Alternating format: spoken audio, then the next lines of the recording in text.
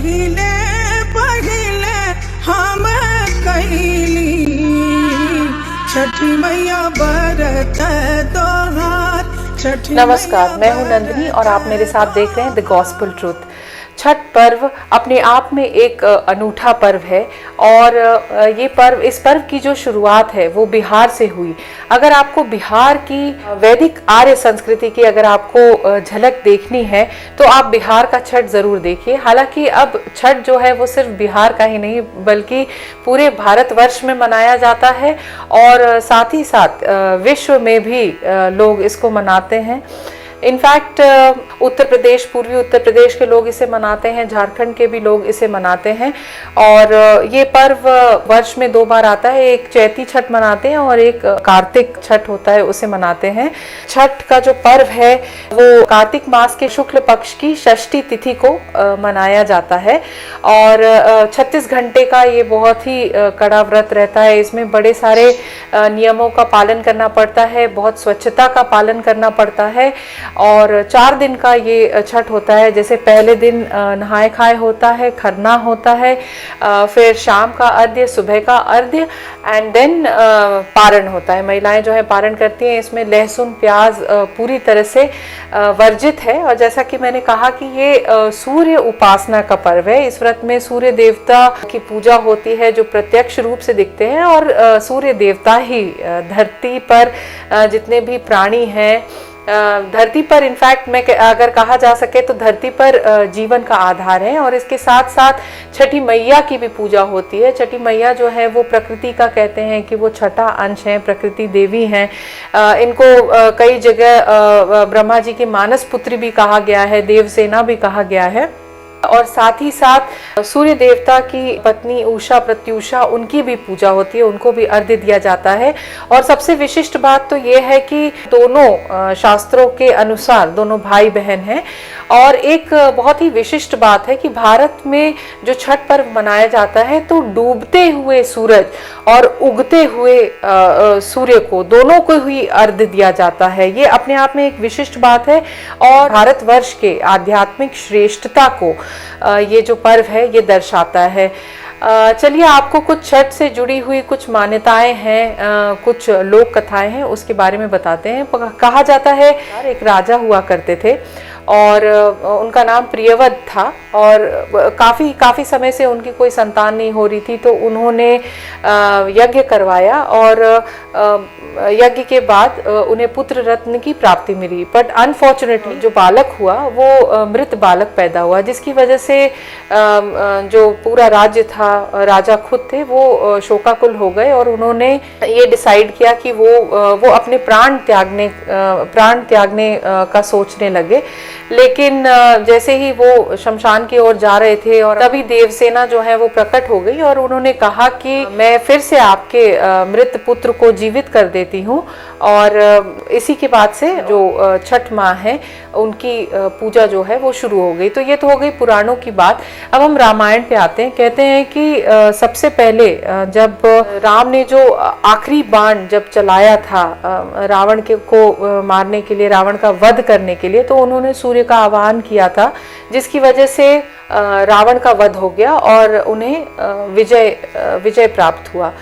तो ये तो हो गई रामायण की बात। और साथ ही साथ कहते हैं कि जब 14 वर्ष का वनवास पूरा करके जब राम और सीता वापस आए थे तो सीता मैया ने राम राज्य की स्थापना करने के लिए सूर्य देवता का आह्वान किया था। उन्होंने व्रत किया था, 4 दिन का उन्होंने व्रत किया था और फिर तब से जो छठ की पूजा है वो प्रचलित हो गई। अब जब हम महाभारत की बात करते हैं तो कर्ण जो बहुत बड़े योद्धा उनको माना जाता है। कर्ण, उन्हें सूर्यपुत्र भी कहा जाता है। तो कहते हैं कि वो घंटों कमर तक उनके पानी लगा रहता था, वो नदी में कमर तक पानी लगा रहता था और खड़े होकर घंटों वो सूर्य देवता को अर्घ्य देते थे। तो कहा जाता है कि जो भी सूर्य देवता की उपासना करता है उसे यश कीर्ति की प्राप्ति होती है, धन्य धान की प्राप्ति होती है। वेदों में सूर्य देवता को आरोग्य देवता भी कहा गया है। कहा जाता है कि जितने भी रोग होते हैं, कष्ट होते हैं, विकार होते हैं, उसे वो दूर करते हैं। तो महाभारत काल से ही हमें एक कहानी पता चलती है। वो श्री कृष्ण के पौत्र थे, उनको चर्म रोग हो गया था, तो उन्होंने अपने पौत्र को ये सजेशन दिया था कि सूर्य देवता का आह्वान करने से ये जो चर्म रोग हो गया है वो खत्म हो जाएगा। और इनफैक्ट आप अगर देखिए तो कहीं ना कहीं जो छठ का जो पर्व है और सूर्य देवता की जो आराधना है, तो कहीं ना कहीं ये विज्ञान से बहुत क्लोजली जुड़ा हुआ है। ये साइंटिफिकली प्रूवन भी है कि जो सनरेज हैं, it is a very good source of vitamin D. साथ ही साथ एक और लोक कथा है जो बहुत ज़्यादा प्रचलित है कि जब जुए में 5 पांडव जो थे, जुए में सब कुछ हार गए थे और उन्हें वनवास हो गया था, तो द्रौपदी को ये सजेशन दिया था श्री कृष्ण ने, भगवान श्री कृष्ण ने, कि वो छठ का व्रत करें और सूर्य देवता का आह्वान करें और ये व्रत करें, 4 दिन का व्रत करें, तो उनका जो भी मनवांछित फल की उन्हें प्राप्ति होगी। तो कहते हैं कि जो भी सूर्य देवता का आह्वान करते हैं वो उनको मनवांछित फल मिल जाता है। और साथ ही साथ पति की आयु जो होती है वो लंबी होती है, संतान सुख की प्राप्ति होती है और संतान जो है वो दीर्घायु होती है।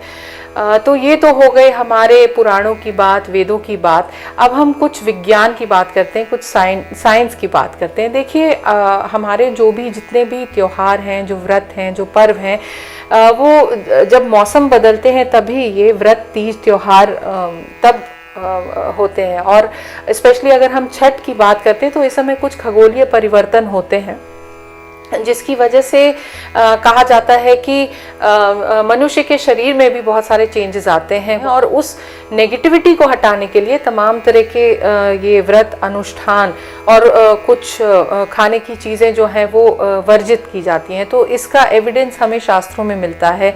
जैसे अगर आप देखिए जिस तरह से जो मौसमी फल जो चढ़ाए जाते हैं, जैसे केला हो गया, गन्ना हो गया, और साथ ही साथ जो एक डाब नींबू आता है वो चढ़ाया जाता है। तो ये सारे फल, इनमें प्रचुर मात्रा में विटामिन सी है। स्पेशली अगर हम डाब नींबू की बात करते हैं तो उसमें प्रचुर मात्रा में विटामिन सी है।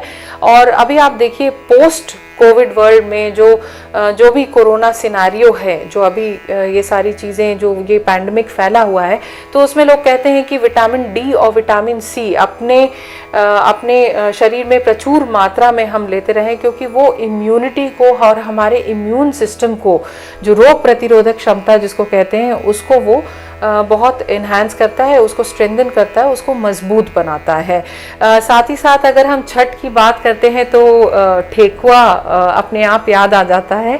और ठेकुआ जो है ये प्रसाद के रूप में चढ़ाया जाता है। ठेकुआ के बिना कहते हैं कि ये जो व्रत है वो पूर्ण नहीं होता, तो ये प्रसाद के रूप में चढ़ाया जाता है। और ठेकुआ में अमूमन आटा इस्तेमाल होता है और गुड़ इस्तेमाल होता है। तो गुड़ भी जैसे बदलते मौसम में इम्यूनिटी को बढ़ाता है, रोग प्रतिरोधक क्षमता को अच्छा करता है। और बहुत कम लोगों को पता होगा, लेकिन गुड़ में आयरन की भी मात्रा होती है। और गन्ना हो गया, तो गन्ना जो है, गन्ना बड़ा प्रिय है। छठी मैया को कहते हैं कि गन्ना बहुत प्रिय है, और इसका एक सिंबॉलिक सिग्निफिकेंस भी है। कहते हैं कि सूर्य की कृपा से ही जो फसल है, धन धान्य की प्राप्ति होती है, फसल की प्राप्ति होती है। तो जो पहली जो फसल होती है वो सूर्य देवता को अर्पित किया जाता है। और साथ ही साथ ये छठी मैया को बहुत पसंद है। तो गन्ने के बिना ये पूजा जो है वो संपन्न नहीं हो पाती। और साथ ही साथ छठ का जो पर्व है वो हमें एक सामाजिक समरसता का भी संदेश देता है। देखिए इसमें इनफैक्ट मैं तो कहूँगी कि सामाजिक समरसता और साथ ही साथ जेंडर इक्वालिटी की भी बात करता है। समाज में रह रहे, इसमें किसी भी तरह की डिस्पैरिटी नहीं है। अगर छठ अगर किसी को करना है तो वो कोई भी कर सकता है। इसमें जाति, धर्म, जाति और वर्ग का कोई भी भेदभाव नहीं है। जिसकी जितनी श्रद्धा है, जिसकी जितनी कैपेसिटी है, वो उस प्रकार से छठ का जो ये व्रत है वो कर सकता है। कहते हैं कि जो सूप है या फिर जो डलिया है वो बांस का बनाया जाता है। बांस तो खैर अगर आप हिंदू धर्म है और शास्त्रों को अगर आप पढ़िए तो उसमें बांस का बहुत ज़्यादा सिग्निफिकेंस है। जन्म से लेके मृत्यु तक बांस जो है वो काम में आता है। तो बांस का जो सूप बनता है तो उसको जो लोग बनाते हैं वो काफ़ी पिछड़े वर्ग के लोग उसको बनाते हैं, तो वो काम में आता है। तो इसमें किसी भी प्रकार का भेदभाव नहीं है। और इनफैक्ट आप देखिए तो इसको पुरुष और स्त्री दोनों इस व्रत को कर सकते हैं। अमूमन देखा गया है कि महिलाएं जो हैं वो परिवार संभालती हैं, परिवार की धुरी होती हैं। कहते हैं they are the axle of the wheel, और गृह स्वामिनी उनको कहा गया है। तो हमेशा महिलाएं जो हैं जब संतान की बात आती है, जब पति की बात आती है, तो बढ़ चढ़कर इस व्रत को वो करती हैं। और इसका एक सोशियो साइकोलॉजिकल सोशियोलॉजिकल इम्पैक्ट भी है, क्योंकि अगर हम सोशियोलॉजिकली देखें तो पहले के ज़माने में स्पेशली गांव में, अब तो खैर महिलाएं जो हैं बहुत सशक्त हो रही हैं, पढ़ रही हैं, अपने राइट्स को जानती हैं, अपने आप को असर्ट कर सकती हैं। पर पहले की महिलाएं उतनी असर्टिव नहीं हो पाती थी। हमारे कस्टम और हमारे ट्रेडिशन उस प्रकार के होते थे। पर इस तरह के जो व्रत तीज त्योहार होते हैं, स्पेशली जो छठ होता है, तो छठ में जो भी महिला ये व्रत करती है उसको देवी का दर्जा दिया जाता है। उसे समझा जाता है कि वो खुद छठी मैया है। तो जब भी महिला जो है वो छठ घाट से आती है, पूजा करके आती है, तो पूरा गांव महिला के पैर धोने में लग जाता था। उसे कहते हैं कि पुण्य की प्राप्ति होती है। और आज भी शहरों में, बड़े बड़े शहरों में जो भी महिला छठ करती है तो उसके अन्य महिलाएं उनके पैर छूती हैं ताकि उनको पुण्य की प्राप्ति हो। तो पहले जो महिलाएं थीं कहीं ना कहीं वो इस तरह के जो छठ हैं, जो तीज हैं, त्योहार करके वो एक परिवार में वो सेंटर ऑफ अट्रैक्शन बन जाती थी। तो कहीं ना कहीं ये महिलाओं के सशक्तिकरण में भी, कुछ देर के लिए ही सही, लेकिन महिलाओं के सशक्तिकरण के लिए भी ये बहुत इम्पोर्टेंट है, क्योंकि ये महिलाओं की सिग्निफिकेंस को भी दर्शाता है कि किस तरह महिलाएं जो हैं परिवार को बांध के रखती हैं, और परिवार में रह रहे जो उनके अपने बच्चे हैं, पति हैं, परिवार के अन्य लोग हैं, उनके लिए वो कितना समर्पित भाव से वो काम करती हैं। तो एक तरह की परिवार के लोग, जब उनको ऐसा लगता है कि व्रत किया है, किसी महिला ने व्रत किया है, माँ ने व्रत किया है, पत्नी ने व्रत किया है, तो अपने आप पुरुष जो होते हैं उनके प्रति, पुरुष होते हैं, बच्चे होते हैं, वो अपने आप अगर उनको समझ है तो उनके प्रति वो संवेदनशील हो जाते हैं। तो ये एक सामाजिक पहलू है, एक साइकोलॉजिकल पहलू है। और साथ ही साथ देखिए ये जो त्योहार है, जो व्रत है, जो लोक पर्व है, ये सामाजिक समरसता का संदेश देता है। जैसा कि मैंने कहा कि किसी भी वर्ग के लोग, किसी भी जाति के लोग इसको कर सकते हैं। और जब भी छठ की जब भी पूजा होती है तो उसमें आसपास की महिलाएं भी, जो भी महिला छठ करिए उसकी मदद करने के लिए आगे आ जाती हैं। जैसे कोई ठेकुआ बना रहा होता है, कोई दूसरा प्रसाद बना रहा होता है, साफ सफाई में कोई मदद कर देता है।